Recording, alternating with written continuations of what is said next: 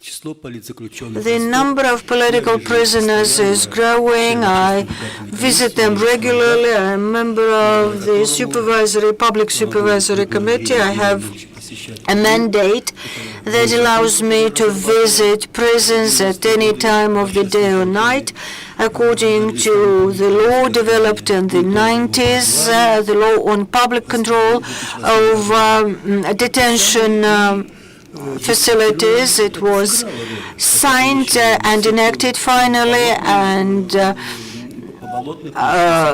it does play a role now. All the prisoners who were imprisoned after Bolotnaya Square manifestations, we visited them. When Sentsov was brought from the Crimea, we control the situation with him too. The pressure is getting more and more tense, and yet there are human rights defenders and forces that oppose this pressure. I understand what was said by the previous speaker. I understand their concerns, but as for the lost people, I wouldn't say that. I've lived in the country for long. In the 70s, the situation was very bad, and we were very few, but we visited Sakharov or Solzhenitsyn. Mr. Kovalyov was among those people who gathered there. We were but few, not too many people in those human rights advocate groups, but that minority, which seemed to be insignificant, was live and kicking and active.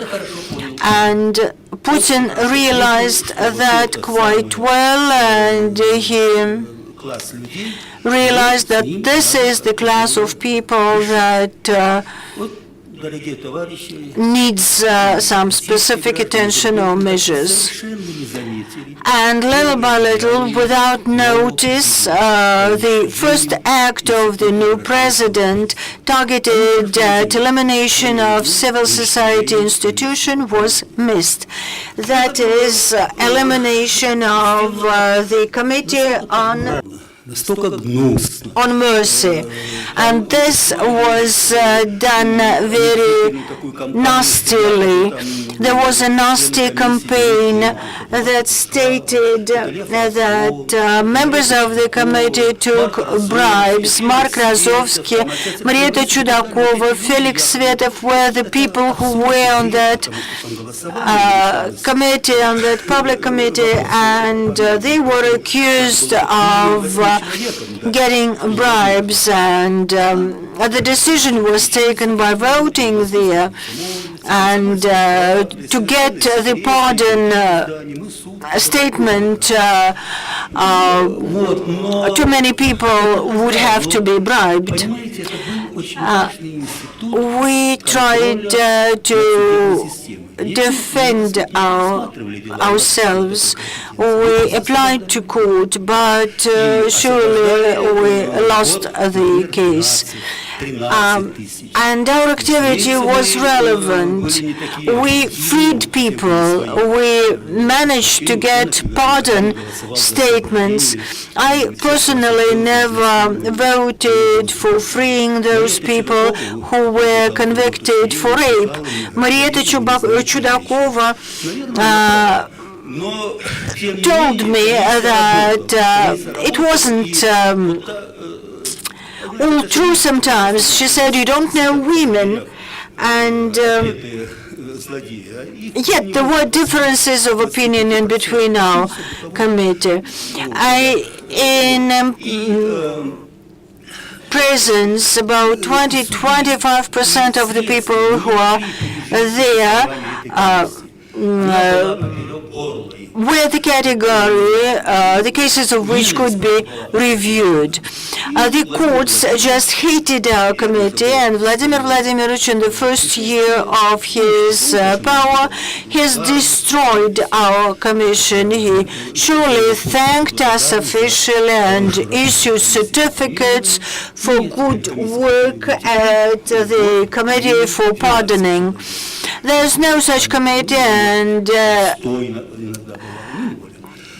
the number of people pardoned today is possibly a dozen or 100 at most, and we managed to release tens of thousands of people. Ms. Bok mentioned the Magnitsky case. On the second day after the death of Magnitsky, our group came to prison, and we gathered the material that testified of huge fake in that case. We proved that the person was murdered, and our group of 6 people found evidence and proof for all that. Emergency doctors came there, but they were not allowed to the prisoner when he was alive, but they came after he was dead, and the doctor made a protocol of the death of Magnitsky at the very moment of death. He died in prison, in his prison cell, with no help. He was handcuffed, and there were traces of a severe beating on the body. I went to the hospital and asked for meeting the doctor, and they led me to the head of the security service, said I could not see the doctor, said if I left my telephone number he would call me. And that doctor, psychiatrist who was there, he phoned me and he gave testimony in court, and this was really essential evidence that proved that murder. Few people took part in that case on our side. We worked out an act. We sent letters to Procurator General and to the President. We got no answers, and then we placed it on the website. Some person by the name of Browder saw our act, and he said that there's a public committee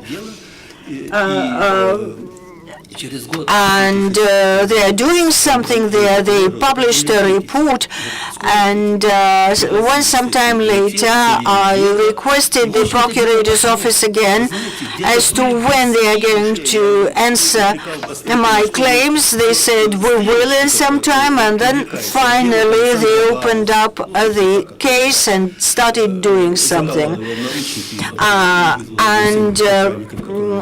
They also started the investigation against Alexander Gauss, that was the doctor who cuffed the prisoner and invited the security to beat the prisoner.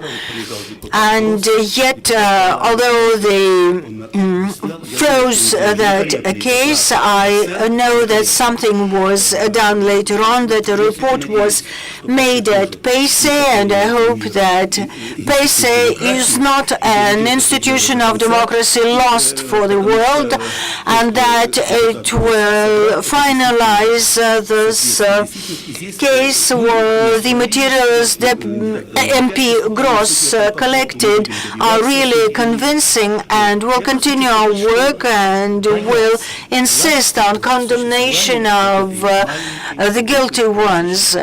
And the authorities are now afraid of this small but active group of human rights activists. Hence come the laws against foreign agents. The previous law envisaged free presentation of candidates to the Public Supervisory Committee. Now it's only by recommendation of some authorities. Members of our committee are not let into prisons anymore. There are some provocative actions all the time. Quite recently, you know what happened in Chelyabinsk, and they didn't let us in. They recently wrote that two people from the criminal bands started quarreling, and it was at the detention center in Chelyabinsk, and these were the two criminal bosses representing different groups, but somehow, although they were to be kept in different cells, somehow somebody opened the doors for one of them to come to the cell of the other when they started their deadly fight, and we are the people who started asking questions. So the authorities are afraid of us, and although the situation seems rather doomy and hopeless, I still insist that the human rights activists, who are heroic people, should be supported. You said that nobody is let go to Chechnya. I have a couple of friends who went to Chechnya, and a couple of days ago, people from Chechnya came to their Moscow office and started to throw eggs at them. These were people from Kadyrov's team, and when they launched a complaint, Kalyapin launched a complaint at the police office, they didn't accept it because Kadyrov is persona grata, and well, that's another indication of the campaign against the human rights movement, but yet that movement is alive, although many of its activists are considered to be foreign agents, and yet we are alive and we are fighting our fight. Thank you.